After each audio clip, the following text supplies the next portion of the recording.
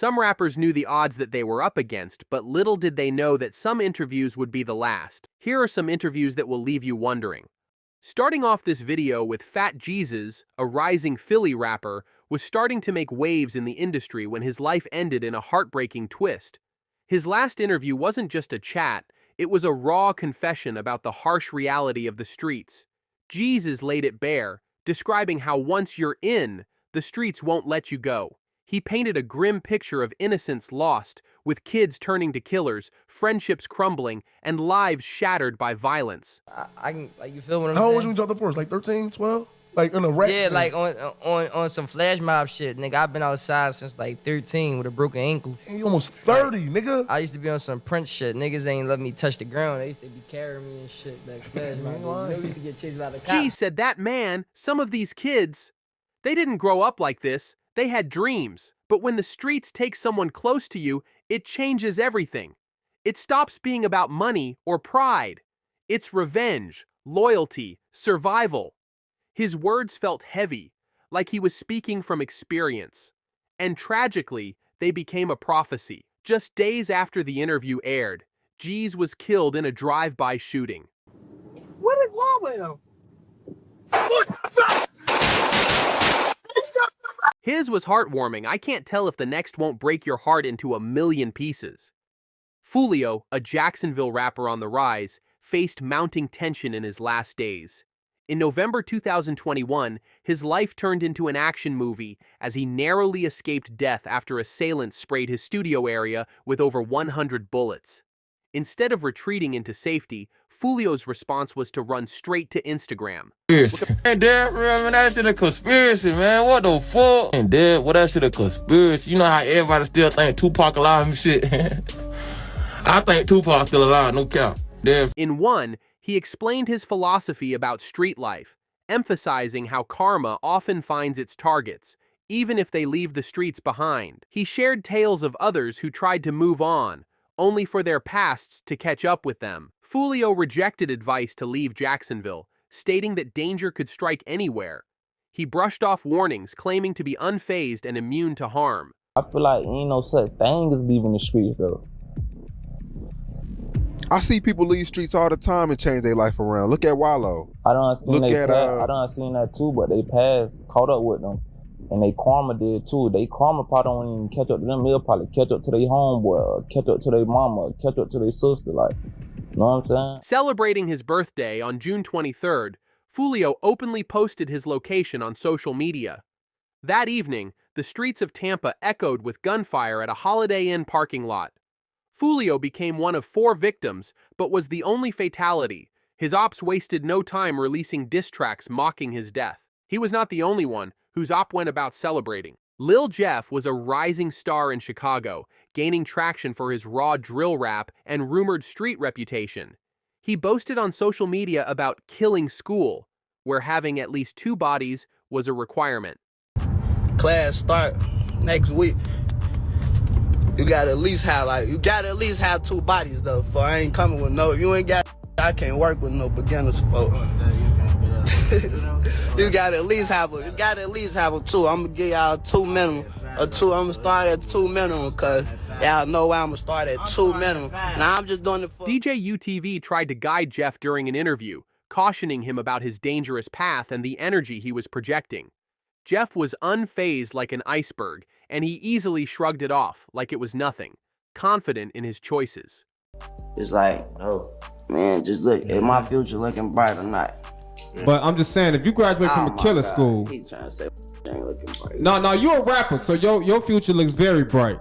But if a young man go to a killer school, you know, become a rapper and have a bright future. See, there you go, get some money and be wealthy. Exactly, he could do a lot. A few weeks later, while attempting a retaliatory drill in his ops territory, Jeff chased a target into a house.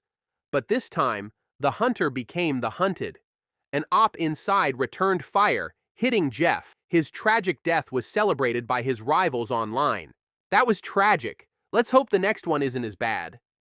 Biggie Smalls was at the height of his career, with fans eager for his next chapter.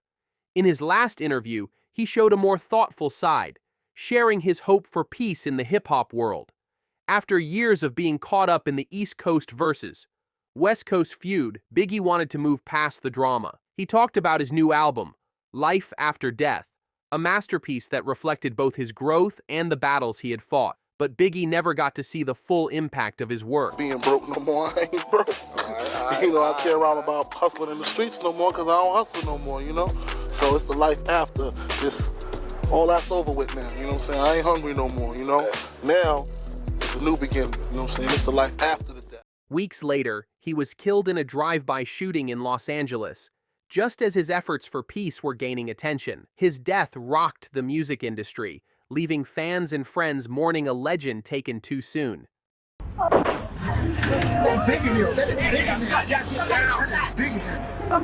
In this next case, the rapper was warned, but he chose to give deaf ears.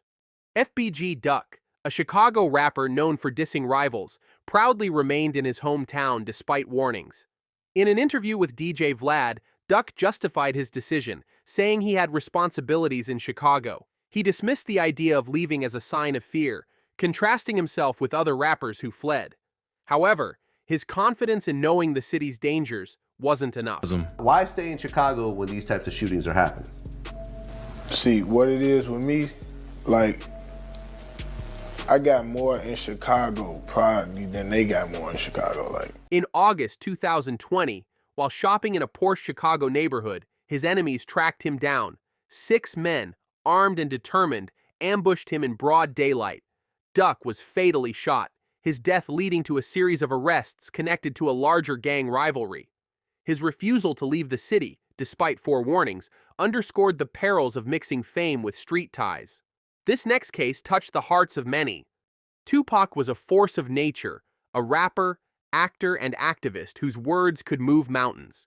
His final days were filled with efforts to bridge the gap between East Coast and West Coast hip-hop. He wanted to end the cycle of violence that had claimed too many lives, believing music could unite instead of divide. However, his dream was cut short. Tupac was gunned down in a drive-by shooting in Las Vegas, leaving fans around the world in shock. His death felt unreal, as if the world had lost a superhero. For someone who seemed larger than life, it was hard to accept he was gone. Jump on them. If they see us and they want the drama, we're going to definitely bring it like only Death Row could bring it. But we here as businessmen to enjoy and support the Video Music Awards for MTV because they support us. So if they want to come and use this business opportunity to get on some gangster, kill this whole new vibe everybody want to be on about it being a war between the East Coast and the West Coast. Right. It's really just a problem with 2 rappers. And everybody want to make it a bigger thing than it is. Everybody wants to get involved in everyone else's problem. Exactly. You know how nosy drama with a people comma. Even after his passing, Tupac's influence only grew. His songs, poetry, and interviews continue to inspire generations. Tracks like Changes and Dear Mama remind us of his deep connection to social issues and personal struggles. Tupac wasn't just a rapper. He was a voice for the voiceless, and his legacy is a reminder to keep fighting for change. For decades, Tupac's murder remained one of hip-hop's greatest mysteries. In 2023, the case finally saw movement with the arrest of Keef D, a man tied to the infamous night in Las Vegas. His connection to the crime had been whispered about for years, but now, justice seemed closer than ever. Keef D's arrest reignited discussions about the East Coast versus West Coast feud and the lives lost during that era. It was a reminder of how deep the wounds ran, even decades later. Fans reflected on the ripple effect of Tupac's death, not just on music, but on the culture as a whole. While the legal process continues, Keef D's charge feels like a step toward closure for Tupac's fans. It's a chance to revisit the story, honor Tupac's legacy, and hope for answers in a tragedy that changed hip-hop forever. Tupac's voice remains immortal, and his influence continues to shape the world of music. We was coming up from Mingo and got to the light. We was going to go drink and smoke some weed, and he happened to be hanging out the window. He's hanging out the window like he was in a parade. Tupac? Yeah, he was. So what happens next? And we just came, and shit. I ain't gonna go into the details like that, you know what I'm saying? But, you got it. This next case was just heart-throbbing. Though 051 Melly never released music, his reputation loomed large in Chicago's drill scene. Known for his association with top rappers and his alleged street activities, he embodied the deadly intersection of fame and gang culture. During an interview with Zach TV, Melly's charisma and confidence were evident. Nothing. I took this by myself. When they section by myself, I took it. They was outside. I was in there by myself. By yourself? Yeah, he lied on his interview, said we was brawling. We had a fight in the hallway. Are you? Yeah. However, his notoriety painted a target on his back. He was assassinated at a house party, caught in a hail of bullets. Melly's untimely demise echoed the harsh realities of the lifestyle he represented, leaving behind a complex legacy intertwined with admiration and fear. With the title The Godfather of Gangsta Rap, they didn't go easy on Eazy-E.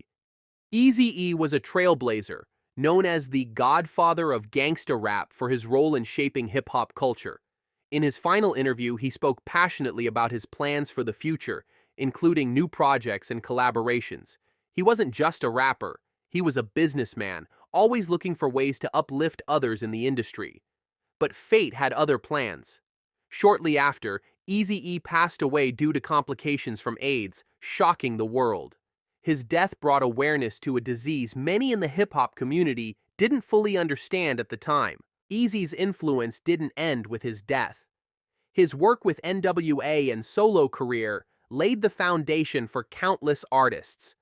Hits like Boys in the Hood and Straight Outta Compton remain iconic, capturing the raw reality of life in the streets. While his life was brief, Eazy-E's impact on music and culture is impossible to measure. He remains a pioneer, proving that raw talent and vision can change the world. Here's another case that touched the hearts of millions. XXXTentacion was a polarizing figure, a young rapper who wore his emotions on his sleeve. In his last days, he seemed focused on redemption and leaving a positive legacy. He wanted to move away from his troubled past and use his platform to inspire change, especially among his young fans. But his story took a tragic turn when he was fatally shot in Florida. The news sent shockwaves through the music world as fans struggled to process the loss of someone so young and full of potential. X's music became his legacy. Tracks like Sad and Jocelyn Flores showcase his vulnerability and raw talent. His ability to connect with listeners on an emotional level set him apart, making him a voice for those who felt unseen. Though his life was marred by controversy, XXXTentacion's impact on his fans and the music industry is undeniable. P&B Rock had a lot of bullets flying his way. One was destined to hit. P&B Rock had several close calls in LA, but didn't adjust his lifestyle. In a candid interview, he shared stories of being tested by local gangs, even when out with his family. Despite sensing danger, Rock relied on instinct rather than taking precautionary measures. Always felt a little spooky to me. And just tell me, and it's fine. You tell me if it's just me.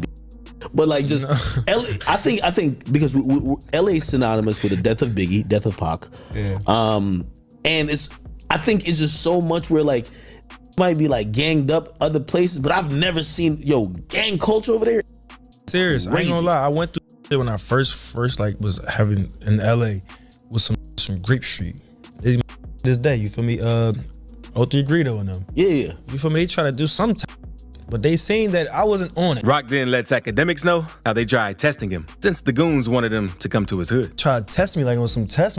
Like, yeah. They was just like, yeah, come to the hood. You feel me? Like, come up to the hood. Come to the hood. I went to their hood. You feel me? With strapped up. You feel me? Like, I went to, like, it was like 3 of us. We wasn't crazy deep. Because I just be wanting to know, like y'all. I'm just like y'all, bro. You feel me? On September 12th, 2022, while dining at a Roscoe's Chicken and Waffles with his girlfriend, their location was shared on social media.